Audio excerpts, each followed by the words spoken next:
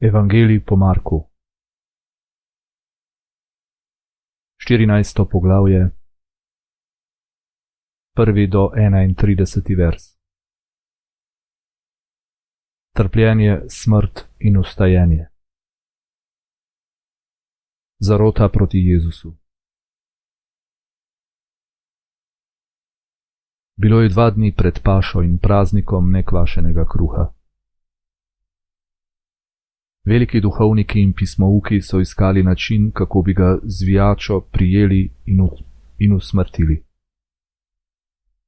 Govorili pa so: samo na praznik ne, da ne bo nemira med ljudstvom. Žena v Betaniji mazili Jezusa.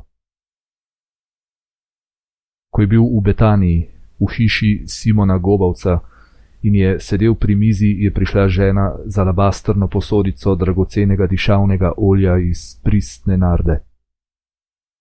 Strla je posodico in ga izlila na njegovo glavo.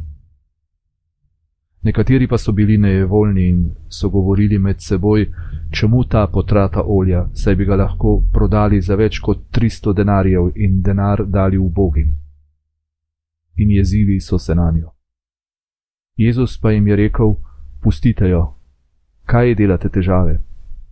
Dobro delo mi je storila. Uboge imate namreč vedno med seboj in kadar hočete, jim lahko dobro storite, mene pa nimate vedno. Kar je mogla, je storila, vnaprej mi je pomazilila telo za pogreb. Resnično povem vam, kjerkoli po svetu bo oznanjen evangelij, bodo pripovedovali tudi to, kar je ona storila, njej v spomin. Juda se dogovori, da bo Jezusa izdal. Tedaj je Juda Iškariot, eden izmed 12, šel k velikim duhovnikom, da bi jim ga izročil. Ko so to slišali, so se razveselili in obljubili, da mu bodo dali denar.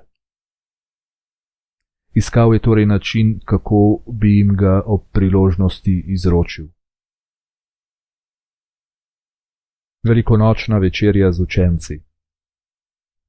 Prvi dan nekvašenega kruha, ko so žrtvovali pašalno jagnje, so mu rekli njegovi učenci: kam hočeš, da gremo in ti pripravimo, da boš jedel pašalno jagnje?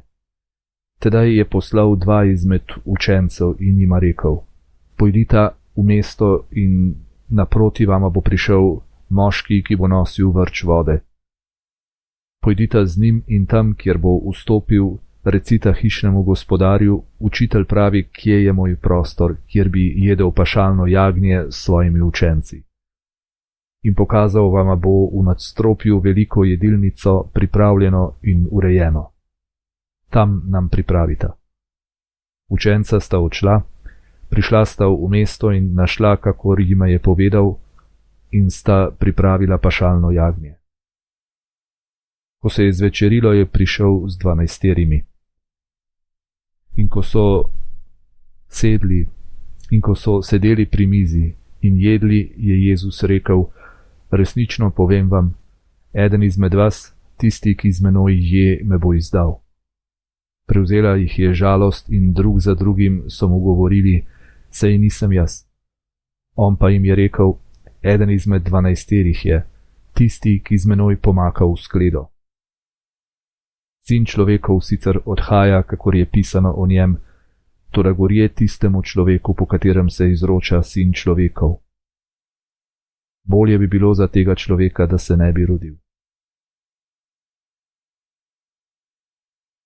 Postavitev Gospodove večerje.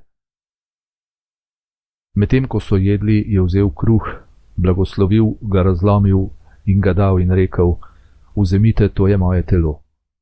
Nato je vzel kelih, se zahvalil in ga dal, in vsi so pili iz njega.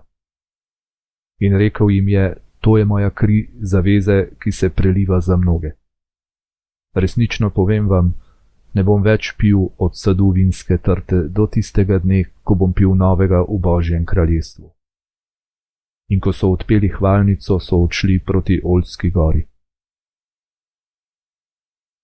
Jezus napove, da ga bo Peter zatajil. Jezus jim je rekel: vsi se boste pohujšali, kajti pisano je: udaril bom pastirja in ovce se bodo razkropile. Toda ko bom obujen, pojdem pred vami v Galilejo.